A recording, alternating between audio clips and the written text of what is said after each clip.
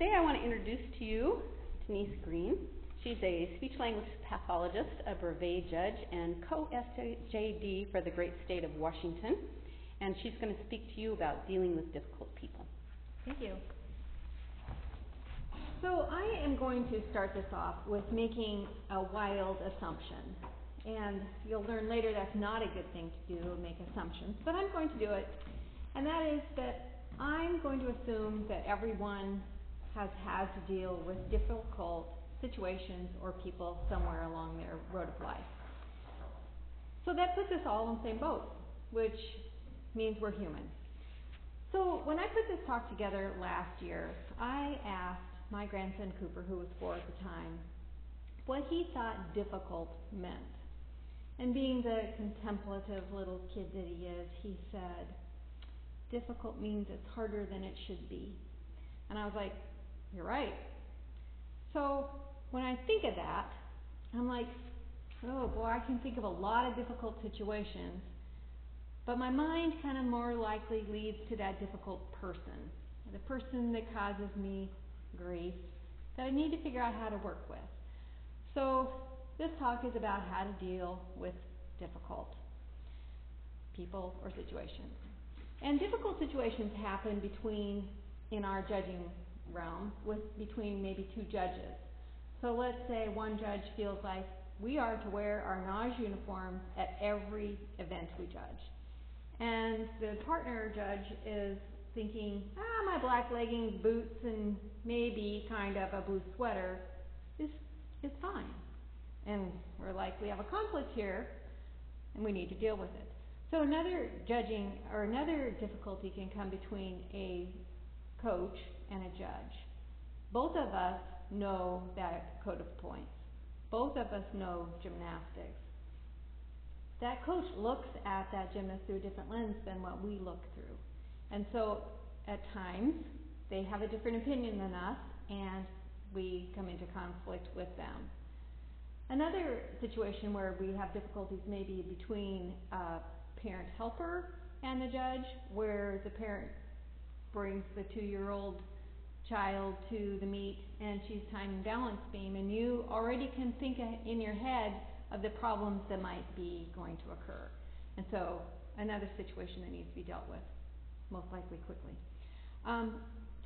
Difficult situations happen between 2 or more people at any time. They can happen. So we need to kind of know that our goal is to attain the best outcome possible when we're dealing with a difficult situation. And always have that in your head that, we're going to work toward a positive outcome. So why do we have difficulties? Sometimes we have difficulties, there's like 3 areas. It can be, or 4 areas. It can be professionalism, our moral value system, our levels of knowledge and our ability to apply that, and our personality. So the differences in professionalism are things like, I think that it's not okay to talk through an entire routine. The other judge might think, I need my quiet, I need to be able to focus, and we have a different level of professionalism there. It can be things like how we treat each other. With respect, some people have a different interpretation of respect. Some people think that I can be kind to one person, but I don't need to be kind to them because they're not kind to me. So our levels of professionalism causes conflict. In the area of moral value systems, this comes down to, let's say my interpretation of boundaries between coaches and judges may be different than another person. And so we have to kind of look at, ethically, what is our role as NAJ members when it comes to boundaries? And another area could be, how, impartial we are with a gymnast. I might kind of really like that team, so I'm less impartial with them as I am with another or all the rest of the teams. So that's our moral value systems. Our level of knowledge and application of that can include, our understanding of that code of points and how and when to apply different rules. It also can include, our experience of working with people. So, how do we treat that new judge? How do we treat, someone who's been judging for a long time? How do we work together to come up with a common score? The area of personality is probably where we see some of our huger issues. And, we all come to gymnastics loving the sport, but we all have different personalities. We all have that person in our head that's, kind of prickly and hard to deal with on the floor because they never want to change their score because they're right. And we also know that there are those people that are very manipulative. And we know that for several reasons. We know that those people who want to talk and talk and talk and talk and talk and convince you that they're right are manipulative. Sometimes they'll bend the truth. Sometimes they'll kind of coerce you. They'll cry. They'll defriend you. They'll use all of their tricks to try to make you see it their way. And those people are harder to deal with, but it's important to deal with them. And recognize some of the tricks as you're dealing with them. So, those are why we have difficulties. Now, how do we deal with problems? How do we deal with that conflict? First off, we want to deal with it in a timely manner. We want to make sure that we've taken time to reflect on it so we can respond and not react. We want to be efficient in how we deal with it. And that means that we're going to use our time and energy wisely. And we're going to be focused on it. We want to be respectful in our dealing with the problems. We want to check some of our emotions at the door.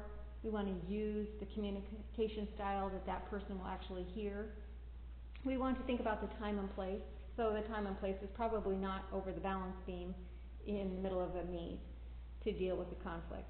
We want to consider our body language and our tone of voice and word choices so that our best bet of being heard is given. We want to be fair when we're dealing with a person that we're having a conflict with so that we can be impartial, that we can look at different perspectives and see, that we might not be looking at it quite accurately. So fairly is important. But most of all, we want to deal with it completely, because if we don't deal with something completely, it either gets bigger or it comes back and still haunts us. So timely, efficiently, respectfully, fairly, and completely. That's how we want to deal with our problems. So most of this is done before you even start talking.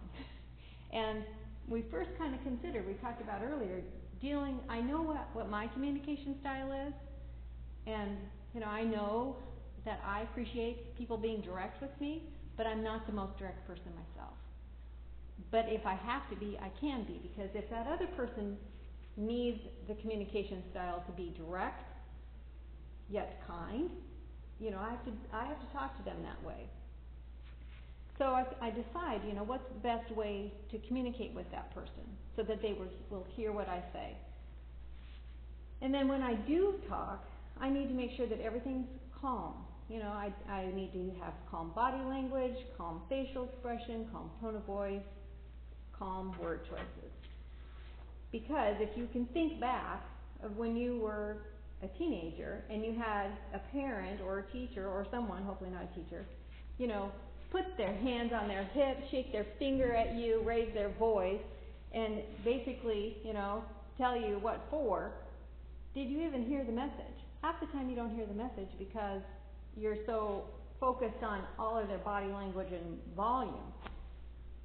Just as much as if you sugarcoat something to the point where, it doesn't sound like it's really about them, it might be about somebody else because they can't really read you because they're not being direct enough.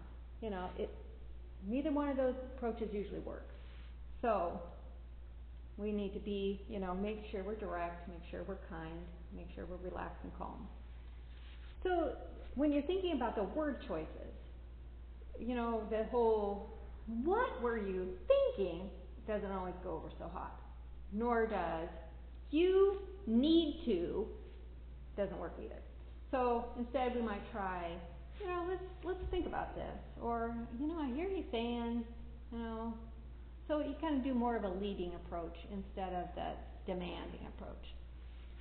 So when we're working with people and trying to come up with a common solution, we want to make sure that we're keeping that problem in perspective. We're not making the problem into a huge issue, because most issues in gymnastics are not, a huge issue. Most of them are pretty small. So in this case, we need to make sure that we're matching our emotion to the size of the problem. And we're making sure our words match that as well. And we want to make sure that when we're, we're looking them in the eye, we're listening to what they're saying, we're hearing what they're saying and processing what they're saying, we're being an active listener, we're not interrupting them, we're calm in our body language. And then we might ask specific questions to clarify. And the goal is to always work toward a joint solution. So we're clear, we're honest, and we're to the point. We check our accuracy, making sure that we're reviewing it to make sure we're getting the actual issue clear, and then we come up with a solution. In this, we do know, though, that there are some problems that we can't fix. And multiple reasons for that. One is that if the person doesn't see it as a problem or doesn't want to fix it, that's the way they like it, we have no control over changing that. So sometimes we just have to learn to accept that that's the way it's going to be and move on. We do know that we want to maintain that confidentiality with the person that we're working with. We don't go off and, oh, did you hear, and spread it around. Instead, we just maintain that confidentiality, with which then, develops that level of trust, so people do believe that you want to work to a solution. We do know sometimes we can't solve a problem and we might need extra help. So you think about, who those people are in your life that you trust, and whether it's a judge or a colleague or someone to help kind of problem solve with you.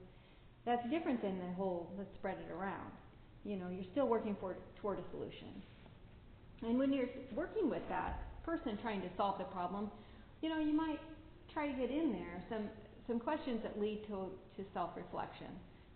What do you think that the other person's perspective is on this? Or how can we think about this differently? How would you recommend solving this problem? Or, if we can't resolve it, how do we move forward? And then what did we learn from this? I can tell you things that have not worked in the past, and we all tend to go toward those solutions because they're easier, and that's something like ignoring the problem, because if you ignore it, it tends to come back, and oftentimes bigger. We know that we don't need to react, that instead of reacting, we respond in a calm and cool way. We know that we don't make assumptions, because we can't solve problems based on assumptions. It needs to be facts. We know that we can't admire the problem, because when you admire a problem, it doesn't work toward a solution. And then we know we don't need to gossip about problems. Nobody appreciates that. So with problems, our goal is to look and see, in our state, what areas do we have weaknesses in? And when we identify some areas of weakness, whether it is gossip or whether it is, people not recognizing skill or applying the deductions correctly, we do some action to actually improve that area. So we can do one-on-one sessions, we can do, a clinic session, we can do, emails to people, although with emails sometimes you get the instance where, were you talking about me? And you weren't talking about them because you weren't being direct enough to, and then the people that it needed to hit didn't even recognize it as a problem that they have. So some of those instances you need to be more direct with. But we do need to make sure that we as gymnastics judges continue to model and improve our level of professionalism so that other people recognize that and can then copy that. So the takeaways that I have with this little talk are that, we want to solve problems as calmly as possible at their lowest level. We want to always think before we talk, and when we do talk, we want to taste our words. That we listen without judgment or interruption. We make a joint plan, and we're kind to each other. But if in doubt, rely on integrity and honesty. Because if this doesn't work, then you have to let it go and believe that the good will prevail eventually. Thank you.